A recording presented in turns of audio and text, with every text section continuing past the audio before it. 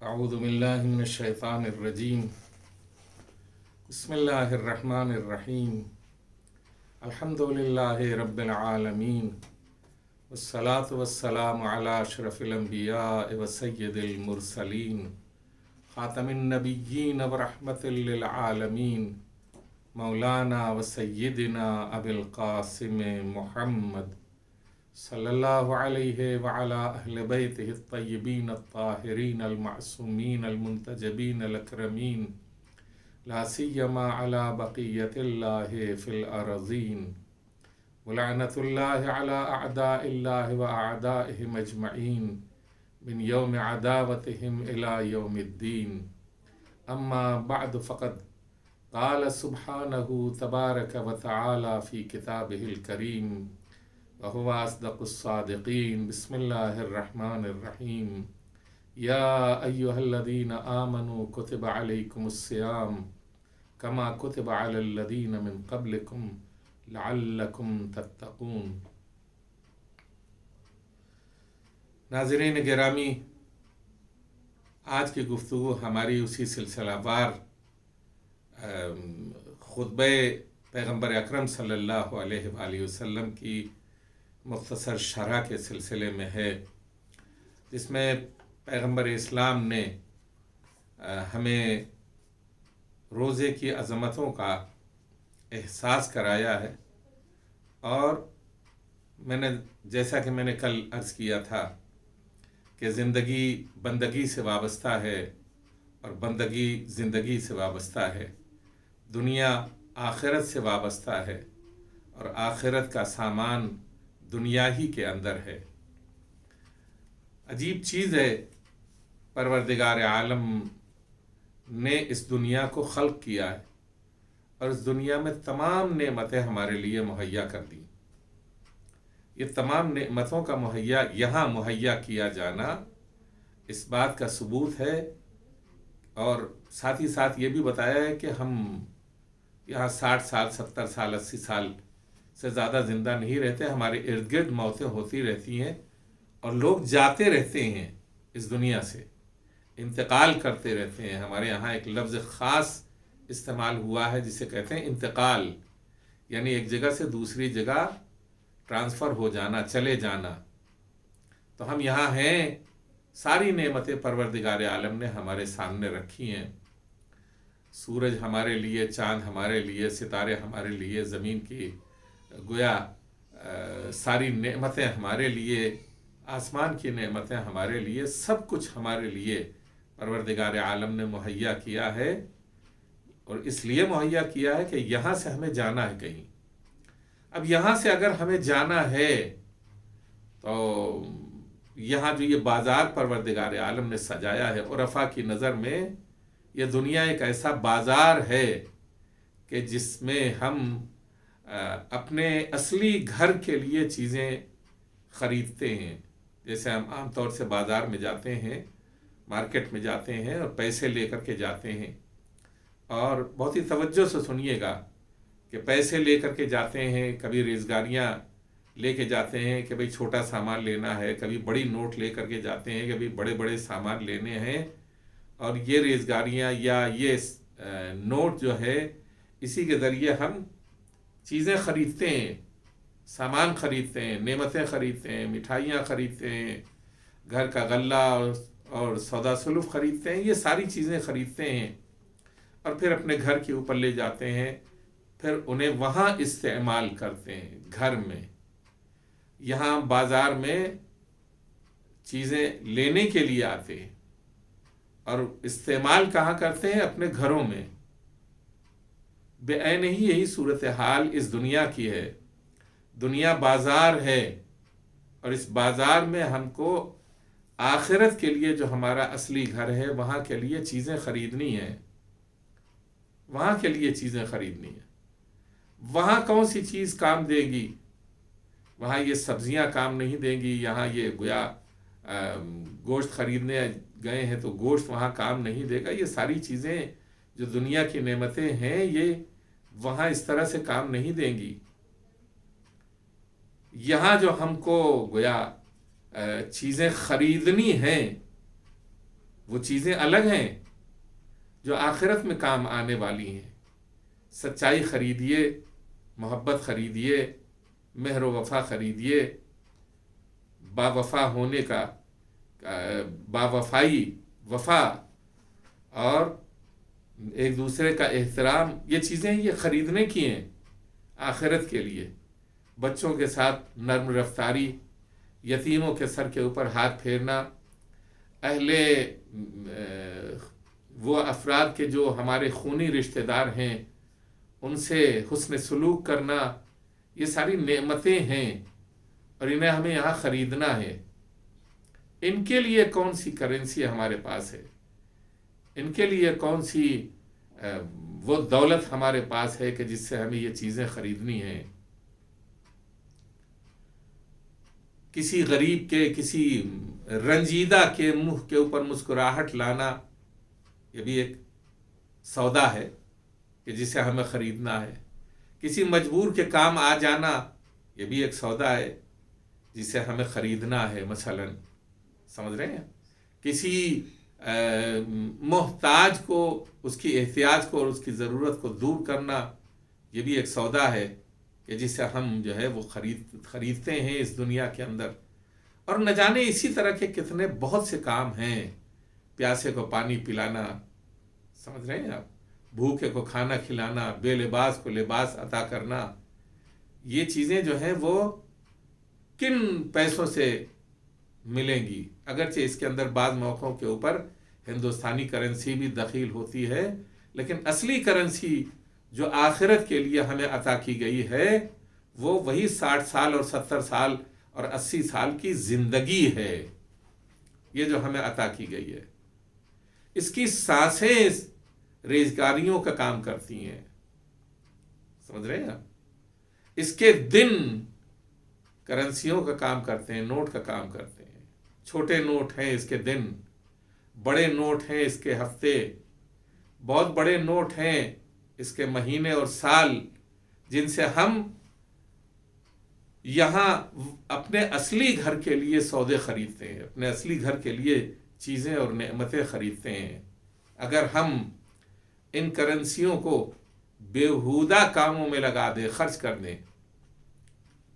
بعض لوگ اسی دنیا کے اندر، اسی دنیا کی کرنسی کے سلسلے میں یہ حرکتیں کرتے ہیں کہ کمایا ہے بڑے جتن سے، بڑی محنت سے کمایا ہے، لیکن فضول خرچی کر رہے ہیں.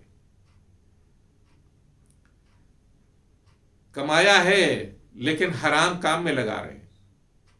پیسے یہاں دنیا والے کماتے ہیں لیکن حرام کام میں لگا دیتے ہیں، فضول خرچی کر دیتے ہیں، غلط چیزیں خرید کر کے کھانا شروع کر دیتے ہیں، جسے حرام کیا گیا ہے وہ بھی استعمال کرنے لگتے ہیں اسی پیسے سے.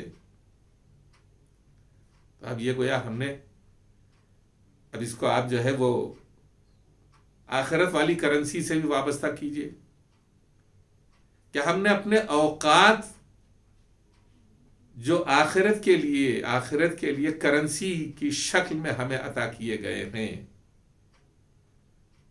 لمحے، منٹ، گھنٹہ، دن، ہفتہ، مہینہ، سال، عمر، یہ سب جو ہے وہ کرنسی ہے آخرت کے لیے. اس سے ہم نے کیا خریدا ہے؟ بہت سے لوگ اس سے بڑی بڑی نعمتیں خریدتے ہیں جو آخرت میں کام آنے والی ہیں، اور بہت سے لوگ اسے فضول خرچ کر دیتے ہیں کہ آخرت میں صرف ہاتھ مل کے رہ جاتے ہیں. لہذا ہمیں پیغمبر اکرم صلی اللہ علیہ وآلہ وسلم، ظاہر ہے کہ وہاں جو ہم لے کر کے جانے والے ہیں، وہاں نہ یہ سورج رہے گا، نہ یہ چاند رہے گا، نہ یہ نعمتیں رہیں گی، نہ یہ پھل رہیں گے، نہ یہ میوے رہیں گے، نہ آخرت میں کوئی بھی چیز نہیں رہے گی. وہی چیزیں رہیں گی جو ہم یہاں سے خرید کر کے لے جا رہے ہیں، وہ جو نیک اعمال ہم نے یہاں سے مہیا کیے ہیں، اکٹھا کیے ہیں، اپنی سانسوں کی اور اپنے گویا عمروں کی کرنسی کے ذریعے جو خریدے ہیں نیک اعمال، یہی نیک اعمال باغات بہشت بن جائیں گے، حوریں بن جائیں گے، میوے بن جائیں گے، سمجھ رہے ہیں آپ، طیور اور پرندے بن جائیں گے، جنت کی نہریں بن جائیں گے، جنت کے مشروبات بن جائیں گے. یہی نیک اعمال جو ہم یہاں کما رہے ہیں، اگر ہم نے یہاں اچھے کام کیے ہیں اور نیک اعمال انجام دیے ہیں اور اپنے جیسے بھائیوں کے ساتھ حسن سلوک کیا ہے، تو وہ وہاں ان نعمتوں میں تبدیل ہو جائیں گے کہ جن کی ہمیں ضرورت ہے وہاں۔ اگر آپ روایات میں ملاحظہ فرمائیں یا قرآن کی آیتوں میں ملاحظہ فرمائیں، سمجھ رہے ہیں آپ؟ وَمَن يَعْمَلْ مِثْقَالَ ذَرَّةٍ خَيْرًا يَرَهُ، تو یہ یرا کیا ہے؟ جو بھی کوئی نیک عمل یہاں انجام دے گا، ایک ذرہ برابر بھی اسے وہاں دیکھے گا۔ دیکھے گا یعنی مطلب یہ ہے کہ وہ کسی شکل میں ڈھل جائے گا۔ یہاں کا خیر عمل وہاں کسی شکل میں ڈھل جائے گا جو ہمیں دکھائی دے گا۔ تو یہ ساری نعمتیں جو جنت کی شمار کی گئی ہیں سورہ رحمان میں، یہ ہمارے وہی نیک اعمال ہیں کہ جو حوروں میں تبدیل ہو جائیں گے، غلمان میں تبدیل ہو جائیں گے، میووں میں تبدیل ہو جائیں گے، بہترین جگہوں میں اور مکانات میں تبدیل ہو جائیں گے، بہترین باغات میں تبدیل ہو جائیں گے۔ عمل کے اخلاص کے اوپر ہے، کتنا خالص عمل ہم نے انجام دیا ہے کہ یہ ان نعمتوں میں تبدیل ہو جائیں گے۔ ہماری اس دنیا کے اعمال، دنیا کے نیک اعمال جو ہم نے اپنی سانسوں کے ذریعے خریدے ہیں، اپنے شب و روز کے ذریعے خریدے ہیں، اپنے ہفتوں اور دنوں اور ماہ و سال کے ذریعے خریدے ہیں۔ بہت سے لوگ ایسے ہیں کہ جو برسوں تک ایسے مخفی طور سے کار خیر انجام دیتے ہیں کہ کسی کو خبر نہیں ہوتی، مہینوں تک کسی کے ساتھ ایسا اچھا سلوک کرتے ہیں کہ کسی کو خبر نہیں ہوتی، لیکن پروردگار عالم دیکھ رہا ہے اور وہ ہمارے ان اعمال کی جزا بہترین دینے والا ہے، ہمارے ان اعمال کی بہترین جزا دینے والا ہے۔ اسی کی طرف اشارہ کیا ہے پیغمبر اکرم صلی اللہ علیہ وآلہ وسلم نے اس خطبے کے اندر۔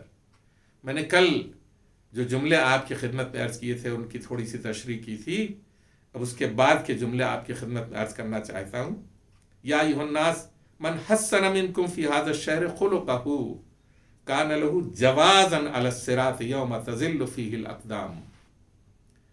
یہ کل کا جملہ تھا کہ جس میں ارشاد فرمایا تھا پیغمبر اسلام نے کہ جو اس ماہ مبارک میں اپنے اخلاق کو اچھا اور بہتر بنا لے گا، خوش اخلاق اپنے آپ کو بنا لے گا، تو یہ اس کی خوش اخلاقی پل صراط سے گزرنے کے لیے اس کا ویزا بن جائے گی۔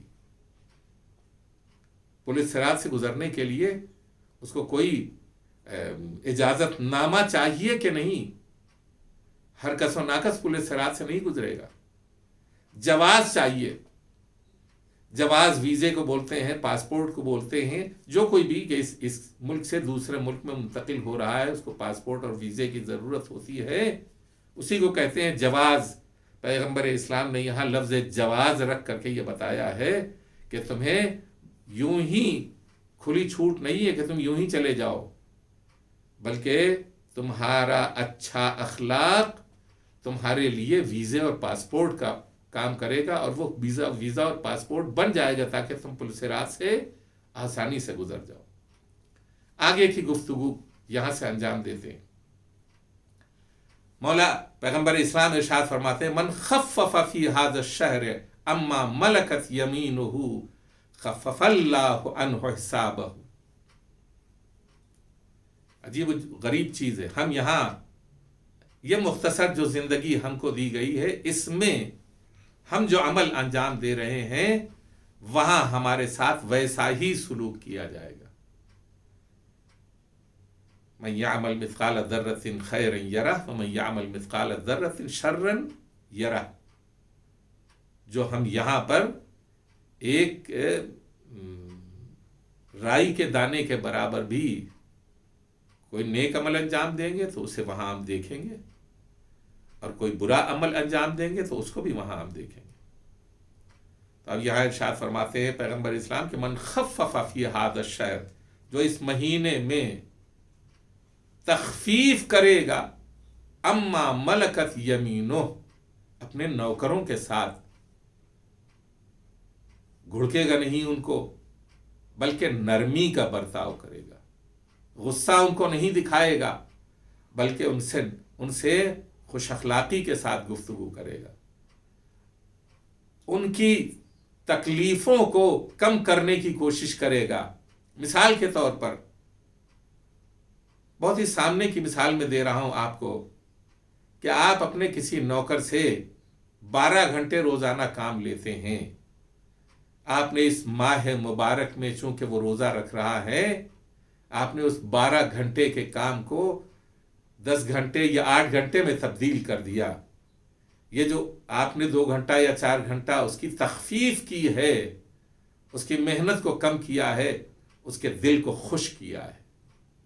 اور جب اس کے دل کو خوش کیا ہے تو پروردگار عالم بھی روز حساب یعنی قیامت کے دن آپ کے حساب و کتاب میں تخفیف کرے گا۔ یہ پیغمبر کا قول ہے، میری اپنی طرف سے نہیں ہے۔ اگر آپ مہربانی کریں گے، آپ کسی کے ساتھ نرمی کا برتاؤ کریں گے اس ماہ مبارک میں، اور خاص طور سے جو آپ کے نوکر ہیں، جو آپ کے خادم ہیں، جو آپ کے خدمت گزار ہیں، ان کے ساتھ، جو آپ کے ماتحت ہیں، ان کے ساتھ اگر آپ نرمی کا برتاؤ کریں گے، پروردگار عالم آپ کے ساتھ حساب و کتاب میں، روز حساب، روز جزا میں تخفیف کرے گا۔ یہ کیا ہے؟ ہم یہاں ایک کام کر رہے ہیں، خداوند عالم ہمارے لیے وہاں یہ ذخیرہ کر رہا ہے۔ دیکھا آپ نے دنیا اور آخرت کس قدر ایک دوسرے سے وابستہ ہیں، دنیا اور آخرت کس قدر ایک دوسرے سے جڑے ہوئے ہیں۔ ہم یہ سوچتے ہیں کہ ہم یہاں تو ہیں، زندگی گزار رہے ہیں، بعد میں دیکھا جائے گا کیا ہوگا کیا نہیں ہوگا، خدا ارحم الراحمین ہے، وہ ہمیں بخش دے گا۔ نہیں، وہ تو بخشنے والا ہے، لیکن آپ بھی تو رحمت کا ثبوت دیجئے، آپ بھی تو خدا سے اپنے کو جوڑنے کا ثبوت دیجئے۔ ایسا جڑیے کہ آپ کے اندر بھی اللہ کی رحمانیت اور رحیمیت کی کچھ رمق نظر آئے، کچھ انداز آپ کے یہاں بھی نظر آئے، تو خداوند عالم بھی آپ کے ساتھ مہربانی کرے گا۔ اور یہی وہ جملہ ہے کہ جس کی طرف اشارہ کیا گیا ہے۔ میں یہ جو تشریح کر رہا ہوں اس کا خلاصہ یہی ہے، من خفف فی ھذا الشہر اما ملکت یمینہ، جو بھی اپنے ماتحتوں کے ساتھ نرمی کا ثبوت دے گا اور ان کی محنتوں میں کمی کرے گا اور تخفیف کرے گا، خفف اللہ عنہ حسابہ، خداوند عالم اس کے حساب و کتاب میں قیامت کے دن تخفیف کرے گا۔ ومن کف فیہ شرہ کف اللہ فیہ غضبہ یوم یلقاہ، اور جو شخص بھی اپنے غصے کو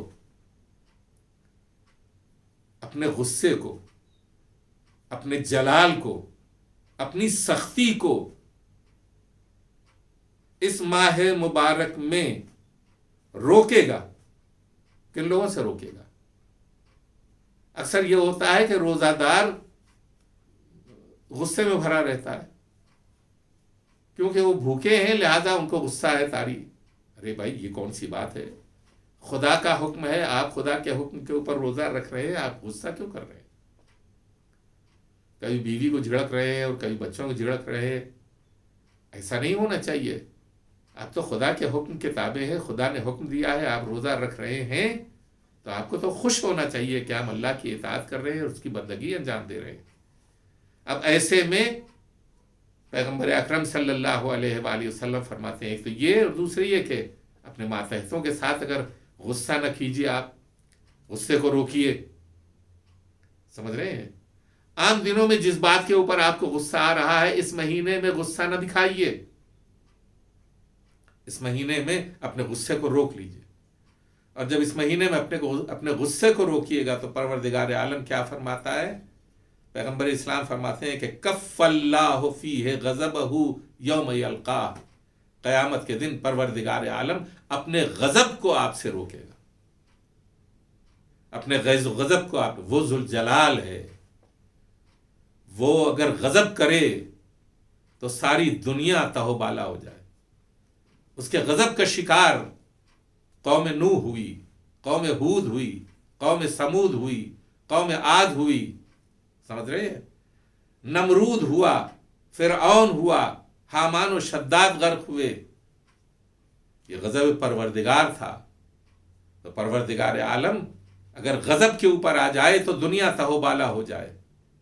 لیکن اگر آپ یہ چاہتے ہیں کہ پروردگار عالم آپ سے اپنے غضب کو روکے، تو بہترین نسخہ پروردگار عالم نے یہ بتایا ہے پیغمبر کے ذریعے ہم کو. پیغمبر فرماتے ہیں کہ من کف اللہ فیہ شرہ، اگر اس ماہ مبارک میں من کف فیہ شرہ، اپنے غصے کو اس مہینے میں جو روکتا ہے، کف اللہ فیہ غضبہ یوم یلقاہ، قیامت کے دن پروردگار عالم اپنے غضب کو اس سے روک لے گا. کتنا اہم نسخہ ہے ہمارے لیے. ہم ظاہر ہے کہ ذرا سا پیسہ ہو جاتا ہے تو ہیکڑی دکھانے لگتے ہیں، ذرا سا بدن کی طاقت بڑھ جاتی ہے ہیکڑی دکھانے لگتے ہیں. سمجھ رہے ہیں؟ غصہ ناک کے اوپر سوار رہتا ہے.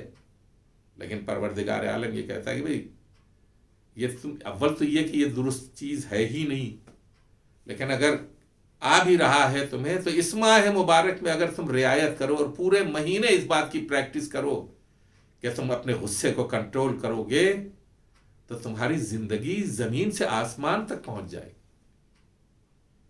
تم اتنا انتہائی خوش اخلاق ہو جاؤ گے، با کردار ہو جاؤ گے، لوگ تمہاری تعریف کریں گے. غصور انسان کی کوئی تعریف نہیں کرتا. جو بات بات کے اوپر غصہ دکھاتا ہے اس سے لوگ ڈرتے ہیں.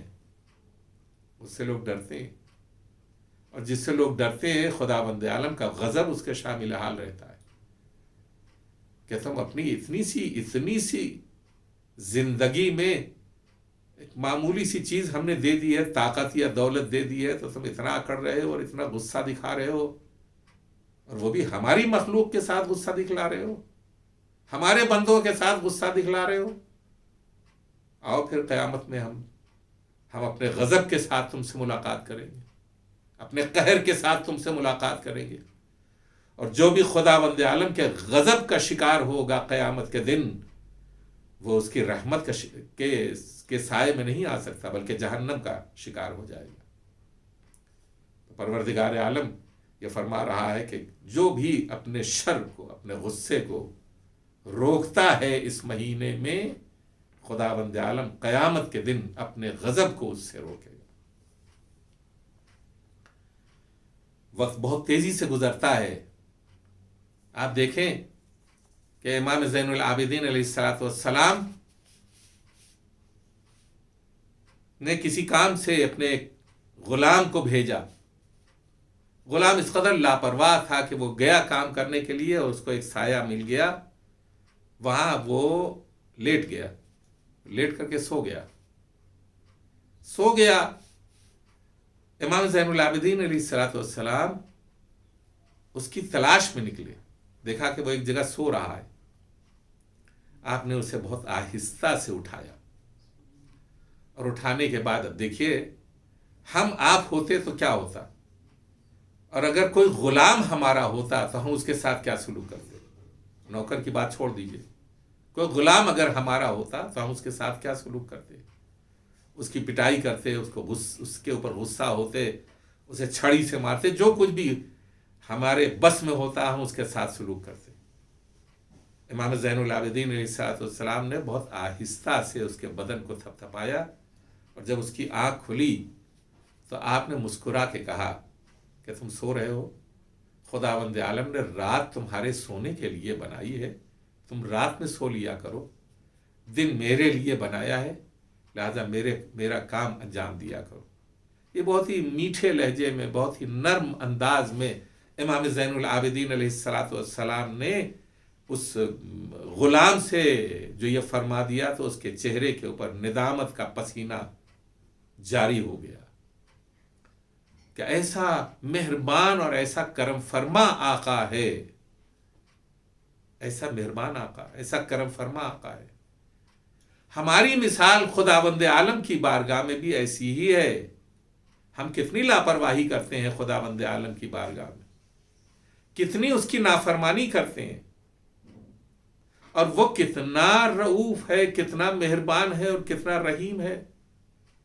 کہ ہماری ہر کوتاہی کو، ہماری ہر غفلت کو بخشنے کے لیے تیار رہتا ہے، اگر ہم ذرا سا بھی شرمندگی کا احساس کریں، ذرا بھی اپنی کوتاہی کے اوپر شرمندہ ہوں۔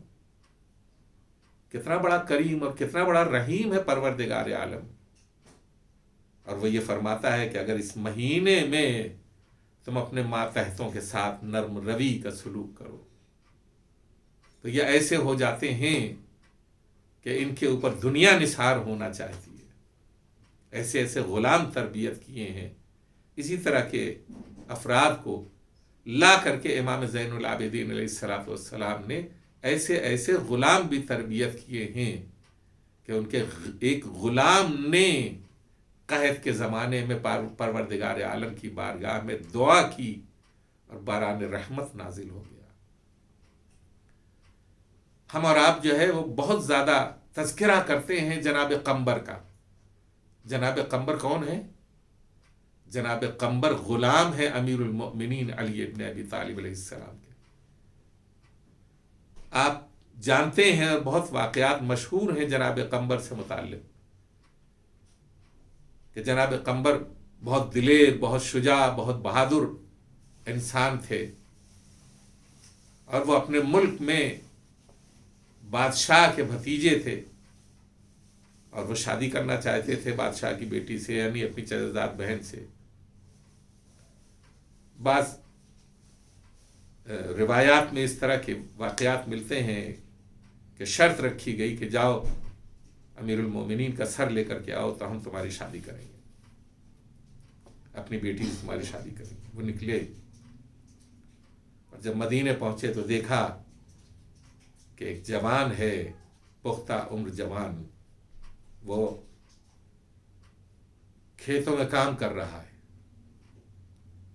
اس سے پوچھا اور اس کے بعد پھر کہا بھائی علی تو بہت بڑی بات ہے، آؤ ہم ہی سے زور آزمائی کر لو۔ اور زور آزمائی کرنے کے لیے کہا پہلے مجھ سے زور آزمائی کر لو، پھر علی سے زور آزمائی کرنا۔ اور امیر المومنین نے لمحوں میں اسے اپنی انگلیوں کی جنبش سے اٹھا کر کے اپنے ہاتھوں کے اوپر بلند کر دیا، اور بلند کرنے کے بعد کچھ دیر تک اسے بے جان کیفیت میں، یعنی کچھ کر نہیں سکتا تھا، وہ جسے اپنے شجاعت اور دلیری کے اوپر بڑا غرہ اور ناز تھا، وہ امیر المومنین کی انگلیوں کا کھلونا ہو گیا۔ اور پھر جب وہ زمین کے اوپر آہستہ سے زمین کے اوپر اتار دیا اور کہا بتاؤ تمہیں علی سے کیا کام ہے؟ کہا میں اس طرح سے اس ارادے سے آیا ہوں۔ کہا ٹھیک ہے، اگر تمہارا یہی ارادہ ہے تو میں ہی علی ہوں، میرا سر لے کر کے جاؤ۔ جناب قمبر قدموں کے اوپر گر پڑے، اور گرنے کے بعد کہا جسے ایسا آقا مل جائے وہ دنیا لے کے کیا کرے گا اور دنیا کی نعمتیں لے کر کے کیا کرے گا۔ ہم پہچان نہیں پاتے نا کہ ہم افتخار کریں غلامی امیر المؤمنین علی ابن ابی طالب علیہ السلام پر۔ جناب قمبر نے پوری زندگی کبھی یہ سوال نہیں کیا مولا آپ نے یہ ہم سے کیوں کہا ہے کرنے کے لیے۔ ہم تو ہر لمحہ یہ سوچتے ہیں کہ ہم سے یہ کیوں کہا گیا ہے، یہ عمل کرنے کے لیے کیوں کہا گیا، یہ عمل کرنے کے لیے کیوں کہا گیا، یہ عمل کرنے کے لیے کیوں کہا گیا۔ ہم روایات کے سلسلے میں بھی عجیب انداز اختیار کر لیتے ہیں، علماء کے فتاووں کے سلسلے میں بھی عجیب انداز اختیار کر لیتے ہیں۔ ہم کیا اور ہمارا علم کیا؟ یہ غلامان اہل بیت علیہ السلام جو مراجع کرام ہیں، ان کا علم وابستہ ہے اہل بیت علیہ السلام سے، یہ خود وابستہ ہیں اہل بیت اور امام زمانہ عجل اللہ تعالی فرجہ الشریف سے۔ اور ایک غلام وہ بھی ہے کہ جو حسین کا غلام، حسین کا غلام، جناب جون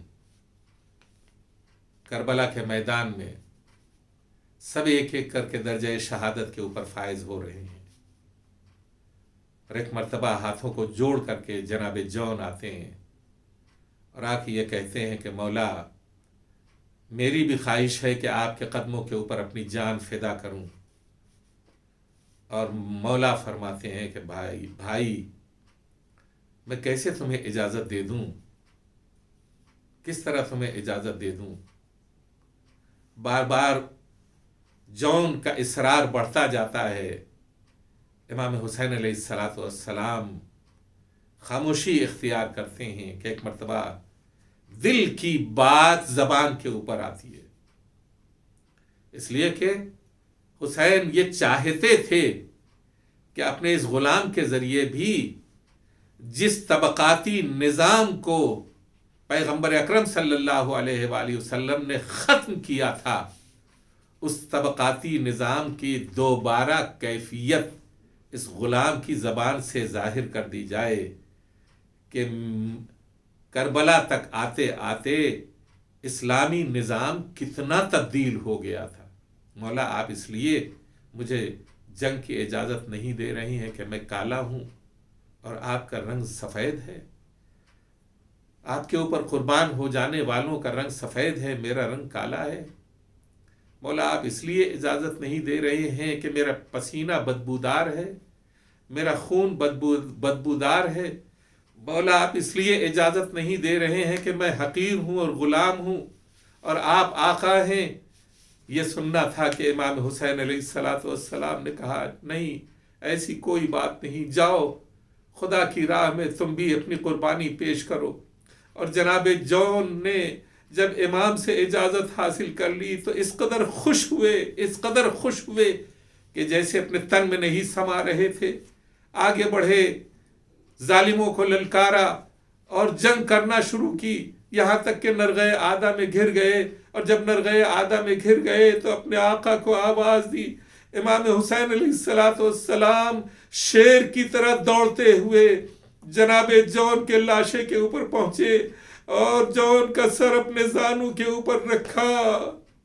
ارے وہی زانو ہے جس کے اوپر علی اکبر کا سر ہے، وہی زانو ہے جس کے اوپر جون کا بھی سر ہے۔